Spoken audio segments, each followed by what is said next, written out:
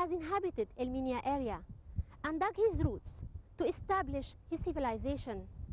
It's a destination of one of the theories of creation called the octonal theory. It's a land chosen by King Akhenaton to call for his theory, the unity of one God.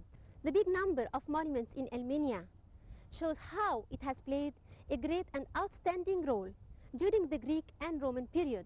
Its unique geographical feature that combines between the desert and the agricultural environment makes it worthy of the name the Bride of Upper Egypt.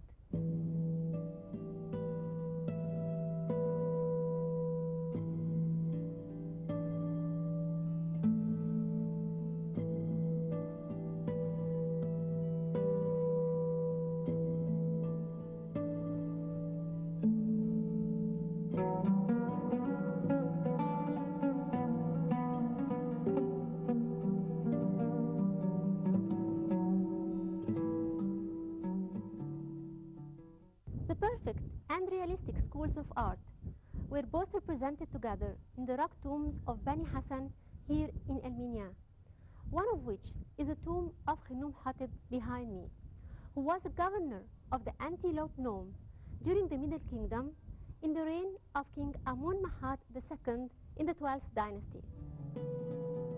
The tomb number 3 in Bani Hassan is the one that belongs to Khnum-Hotep II, who is the son of Bakhet, the daughter of Khnum-Hotep I, and thus he is a nephew of Emeni, whose tomb lies next to him. The tomb of Khnum-Hotep II was similar in its appearance to Emeni's tomb, but its columns are destroyed. Yet it has its own characteristics and importance because of the subjects of its colored scenes, which include the scene of the advent of the Asians to Egypt. That scene was wrongly interpreted to picture the arrival of Abraham from Palestine to Egypt. The entrance of the tomb is adorned with 2 columns. Each is 16-sided, above which rests a vaulted ceiling just like Emeni's tomb.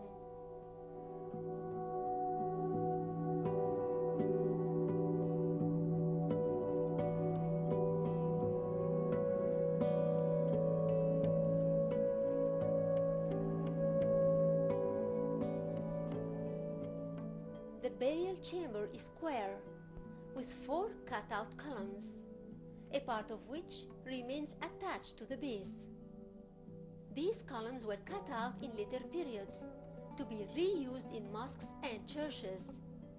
Each was 16-sided. At the end of the eastern wall lies a sanctuary.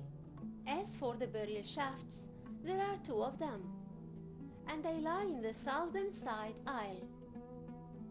This tomb differs from Emeni's tomb in some details, like the frieze, which height is 0.76 meters and goes around the whole chamber under the colored scenes. It was painted in dark reddish color with green and black and red points to imitate granite. On the bottom part below it is a great hieroglyphic text that tells the life story of Khnum-Hotep.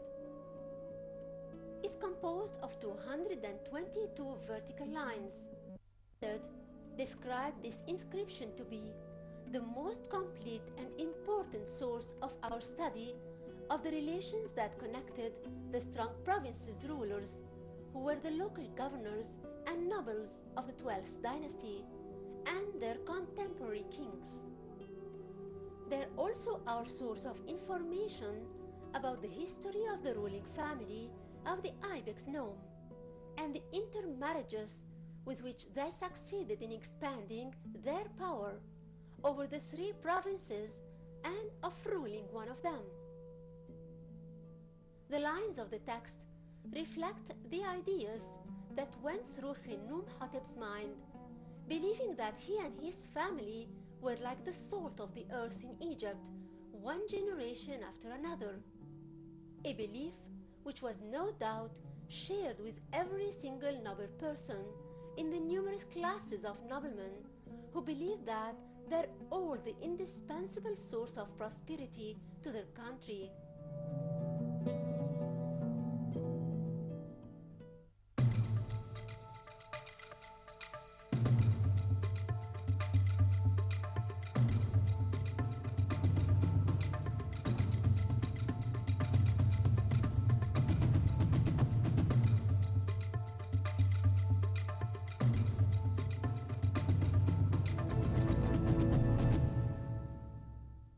Hello, sir. What's your name and where are you from? Yes, my name is Mark and I am from France, but I work in Ankara in Turkey. All right, so it's not so far from Egypt. No, only two hours by plane. So have you been to Egypt before? Yes, this is the second time. Before I came in 20 years ago. 20 years? Yeah, 20 years ago, yes. Can you still remember any place you visited? Yes, it's a little change, but I was very happy to discover again the Egypt Museum because it's very much thing in, so it's okay to do a second time. So have you been to Akhenaton's hall, King Akhenaton, Queen Nefertiti? Yeah, of course. This is the first time. I've seen him. Yes, I've seen it. Yes. What about to King Tutankhamun? King Tut, Tutankhamun? Yes, I've seen it, but I want to see another time because it's very famous in Turkey, and I am now with a friend, and I want to show him the story of Egypt. All right, so now you are explaining. Are you a teacher? Oh no, I am only mathematics teacher, so it's difficult for me. But I am very interested in Egypt story because it's very important for the world. Okay, so have you come to Egypt for work or for fun? Yes. No, I am working because I work in a French school, and there is an examination. I need to see all the pupils and to give them marks. So how long are you staying in Cairo? 10 days, but much work. But sometimes when you can between 2 marks, we can see beautiful sights in Egypt. So do you plan to go somewhere else during this time? We don't know. Perhaps, because we have 2 days, 3 days. It's difficult to go very far. Welcome to Egypt. I Okay, hope you enjoy. Thank you very much. Thank you very much. Merci beaucoup. مرحبا بكم. Okay, bye bye. Bye-bye. The right wall to the entrance is divided into 5 rows. The boat that carries the deceased body to Abydos is pictured here returning from the pilgrimage trip. This is the southern wall of the tomb.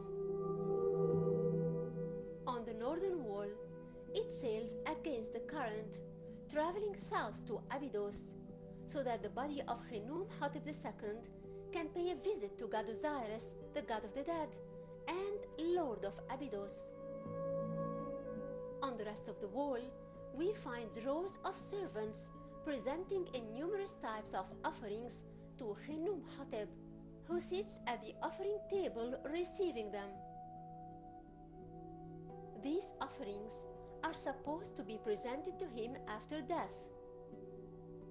They are composed of all types of vegetables like cucumber and onions, and fruits like grapes and figs, in addition to lamb meat and portions of the cow's and buffalo's meat. Jars of beer and wine were not forgotten, and since they were considered a main part of the Egyptian meal, they'll continue to be served here over the offering table of the tomb.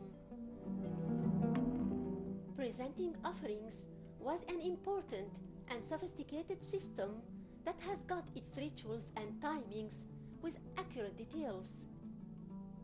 The priests who looked after the tomb supervised all these offerings procedures and made sure that they were handled and accomplished perfectly.